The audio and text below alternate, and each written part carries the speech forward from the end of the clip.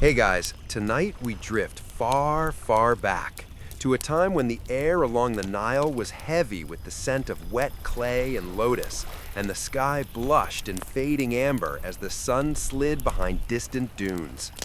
You're standing on the edge of the great river, sandals half buried in silt, feeling the warmth of the day ebb away from your skin. The surface of the water moves slow as breath, carrying reed boats home toward clustered mud brick villages. It's peaceful, so peaceful you almost forget that you're technically about 4,000 years too early for your phone to get a signal. You probably won't survive this century-long time jump, but for now, let's pretend you do. So before you get comfortable, take a moment to like the video and subscribe, but only if you genuinely enjoy what I do here. Tell me where you're listening from and what time it is right now. Now dim the lights, maybe turn on a fan for that soft background hum, and let's ease into tonight's journey together. You breathe in the smell of river water and faint smoke from cooking fires.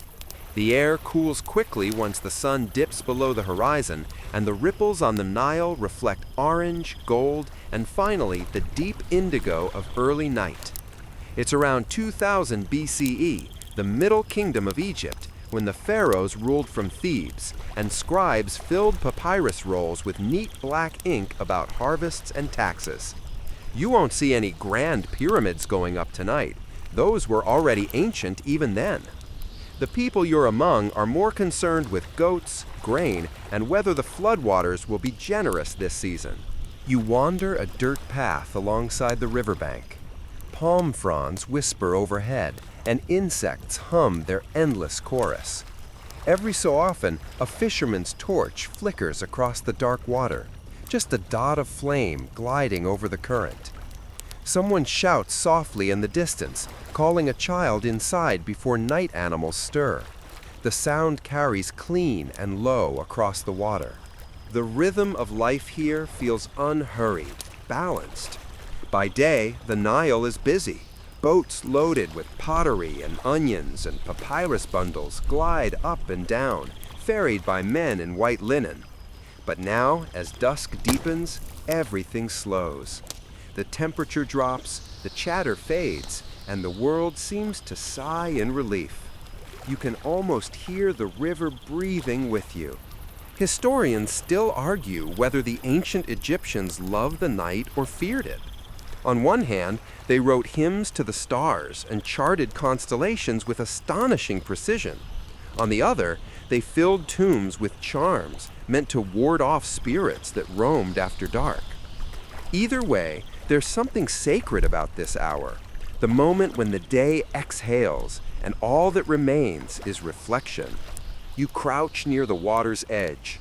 The mud is cool between your fingers, thick with life. Somewhere beneath the surface, catfish drift lazily. Across the river, a row of date palms stands in silhouette, and beyond them, desert dunes glow faintly like sleeping beasts. It's hard not to feel small out here. Even the frogs seem to croak in perfect rhythm, as though they too understand how fragile and predictable the Nile's pulse is. A boat slides past, guided by a single man with a reed pole. His cargo is unassuming, maybe jars of beer for the market or baskets of onions for trade. He nods at you, though his eyes are shadowed beneath a woven headscarf. You wonder whether he's thinking about taxes, his children, or maybe the gods of the current. Khnum, who fashions life from clay. Hapi, the spirit of the flood. For now, he's just another quiet figure moving through the endless evening, one of thousands who live and die by this water. You follow a winding track away from the river and up a slight rise. The ground turns drier, dotted with tufts of brittle grass and discarded bits of pottery, the ancient equivalent of litter. Every shard once belonged to a jar, a cup, a lamp. Everything here was shaped by hand. Archaeologists call this pottery scatter.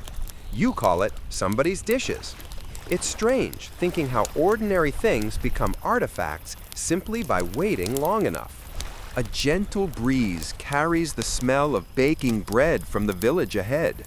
It's made from emmer wheat, the grain that fueled Egypt's empire. You can almost taste its nutty sweetness on your tongue, baked in simple dome ovens that look like clay igloos. Families will be tearing pieces of that bread soon, dipping them into stewed lentils and oil, laughing softly as they talk about the day.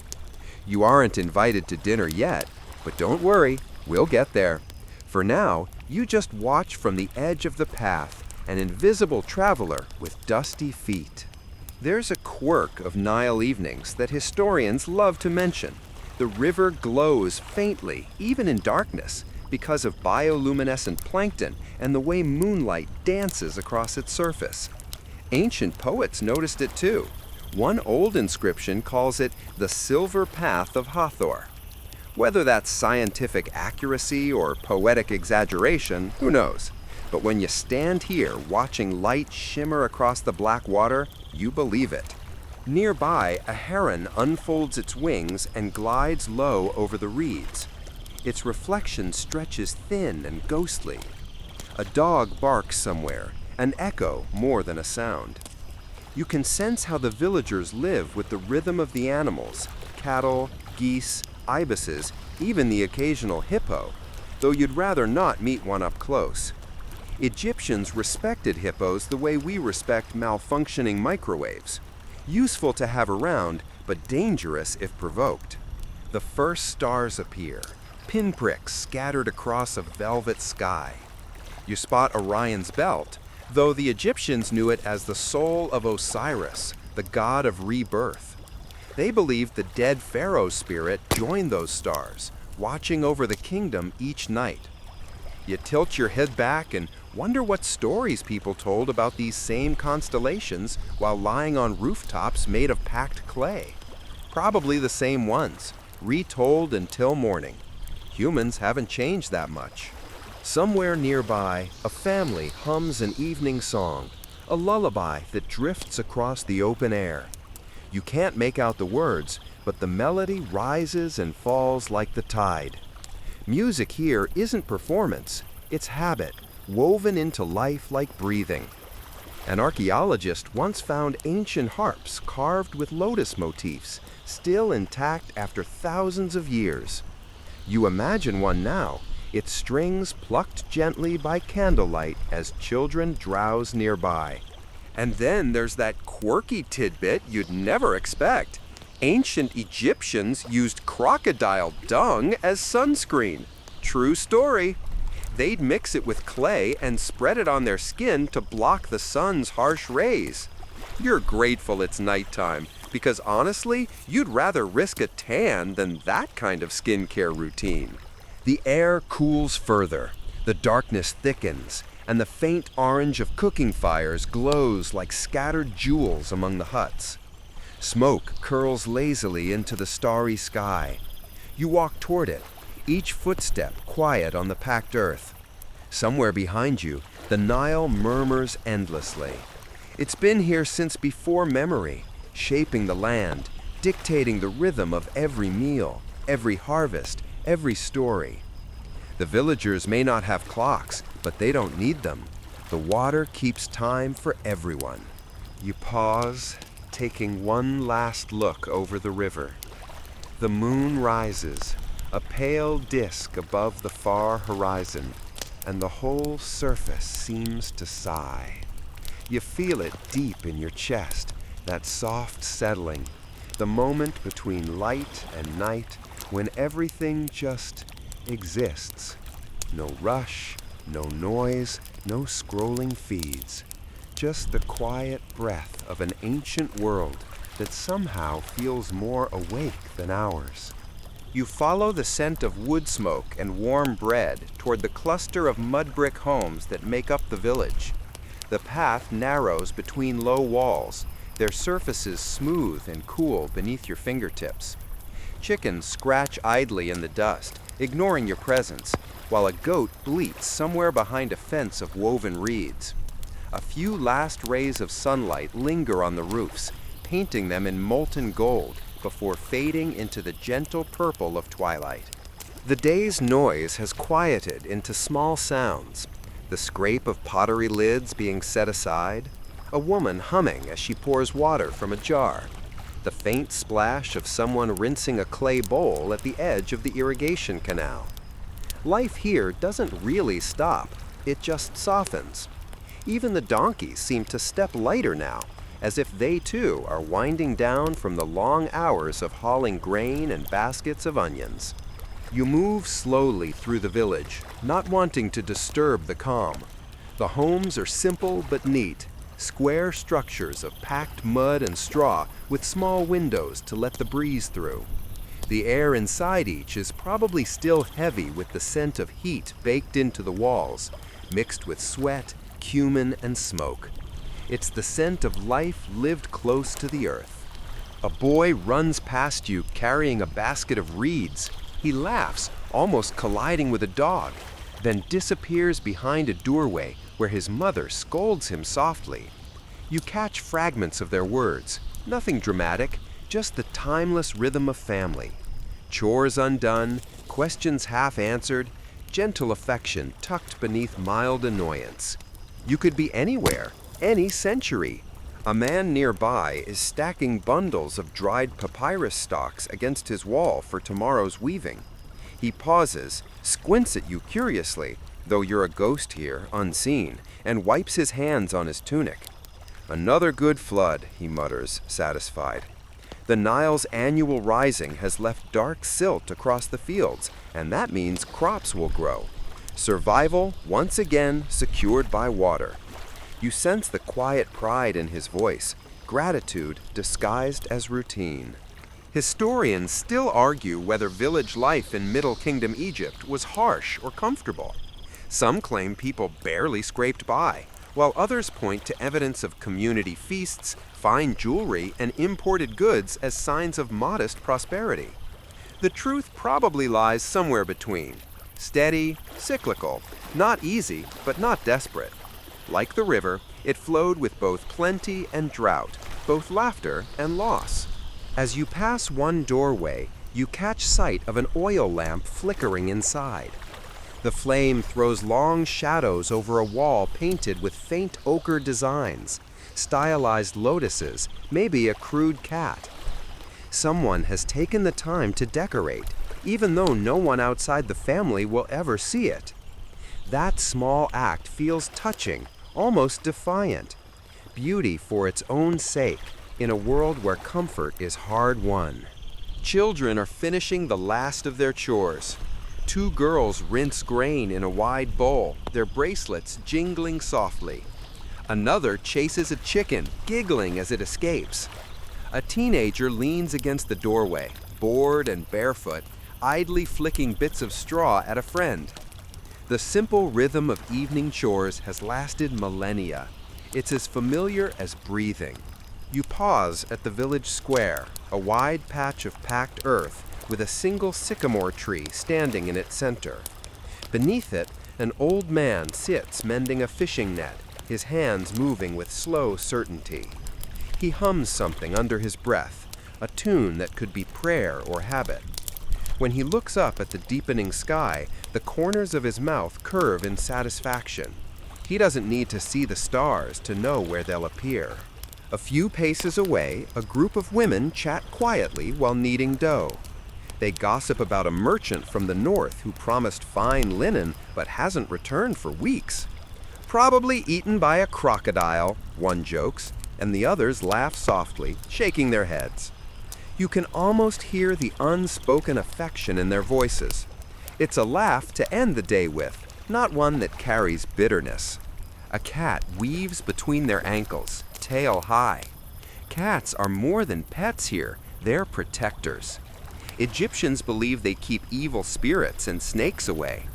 You watch as one woman drops a crumb of bread for the animal, murmuring a thanks to Bastet, the cat goddess. She doesn't say it like a superstition.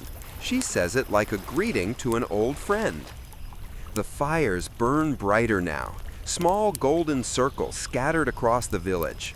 Smoke curls lazily upward, carrying the scent of roasted fish, garlic, and sesame. Someone pounds grain with a stone pestle, the rhythm steady as a heartbeat. Every now and then, a spark leaps from a fire and drifts away like a tiny spirit. A quirky tidbit historians mention. Archaeologists once found children's toys from this era, little carved animals, spinning tops, and dolls made from rags.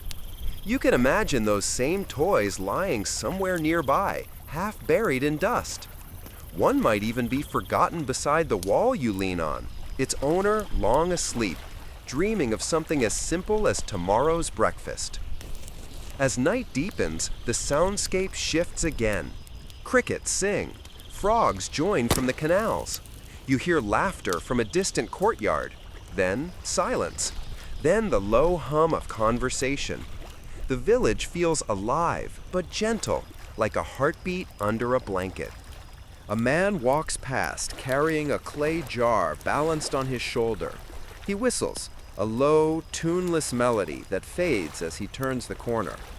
You glance up to see stars multiplying in the sky, mirrored faintly by the river.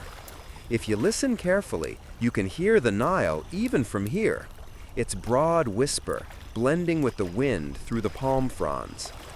You stop to watch a young couple sitting by their doorway. They don't speak much, they just sit together, watching the night fall. She leans her head on his shoulder. Their shadows merge on the wall beside them. In a world where the days are full of labor, these quiet minutes of shared silence feels like luxury. A donkey brays, startling a group of children. They laugh, scattering like startled birds, their voices rising and falling in waves.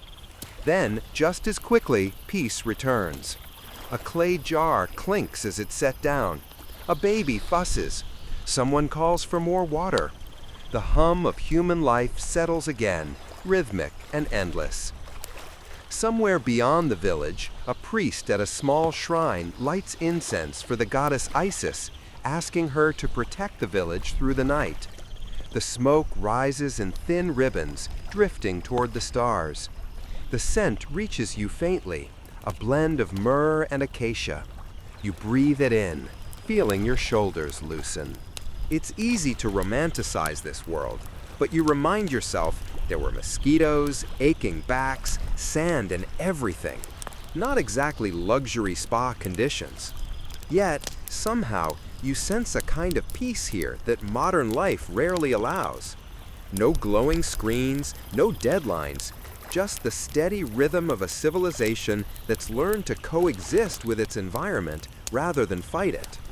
You lean against a wall, letting the evening wrap around you. Somewhere, a child is being tucked under a thin linen sheet.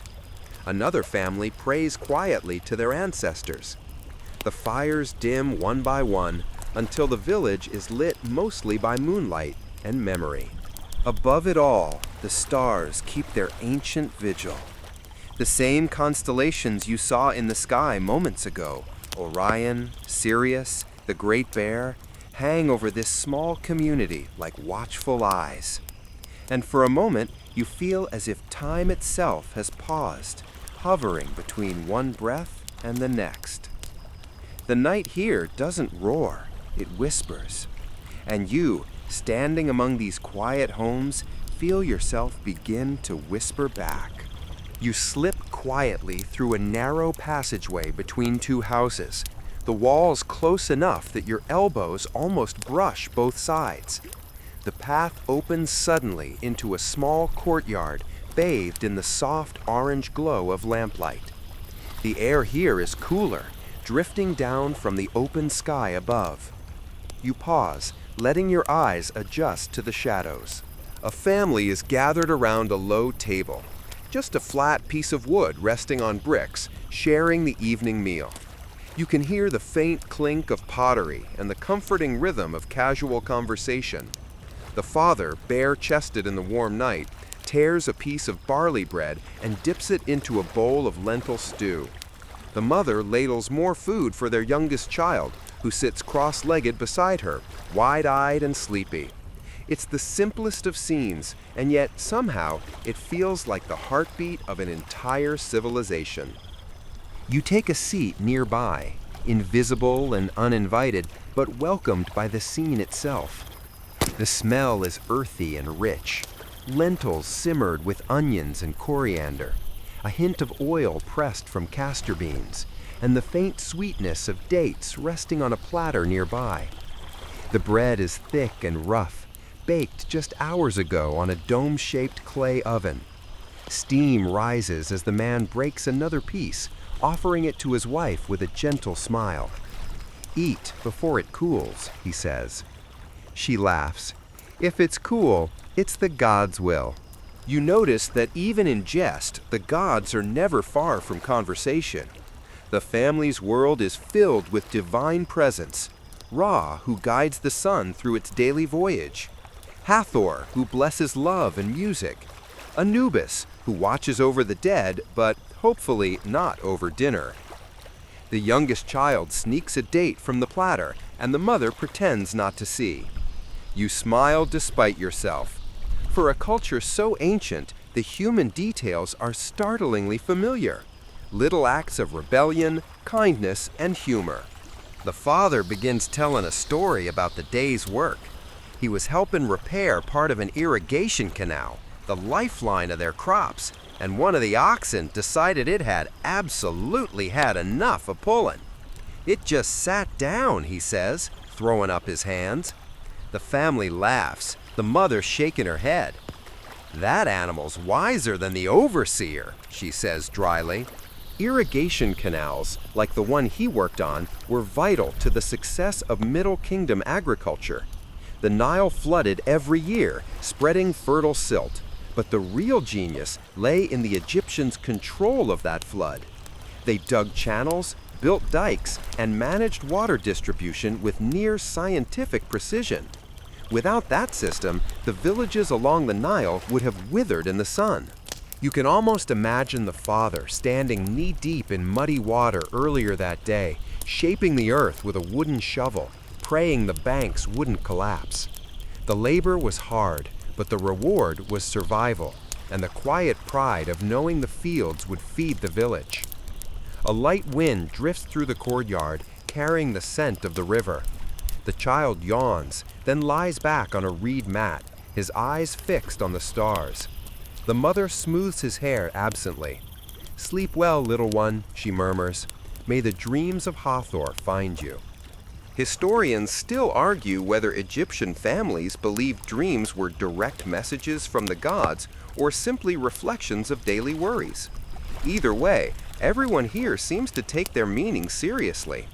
You wonder what the child will dream of tonight. A field of golden barley, perhaps, or a river that hums softly as it carries him downstream. A clay jug sits nearby, half filled with barley beer.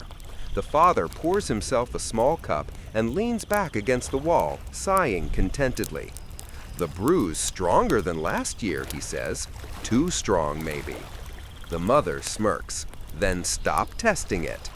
Barley beer, thick, unfiltered, more porridge than drink, was a staple of daily life. Even children had it, though heavily watered down. It was safer than river water, which could carry disease. You take an imaginary sip, curious, and decide it tastes faintly like sour bread left too long in the sun. Acquired taste, very acquired. A cat leaps onto the low wall behind them, its eyes reflecting the lamplight. The father scratches its chin absent-mindedly. "Bastet, keep the mice away," he mutters, not as a prayer, but as a practical wish. The cat blinks slowly, as if accepting the compliment, then curls up near the sleeping child. The conversation turns to neighbors. Someone's daughter soon to be married, someone's field flooded a little too much. The tone is soft, communal. Life is intertwined here. No one is truly alone.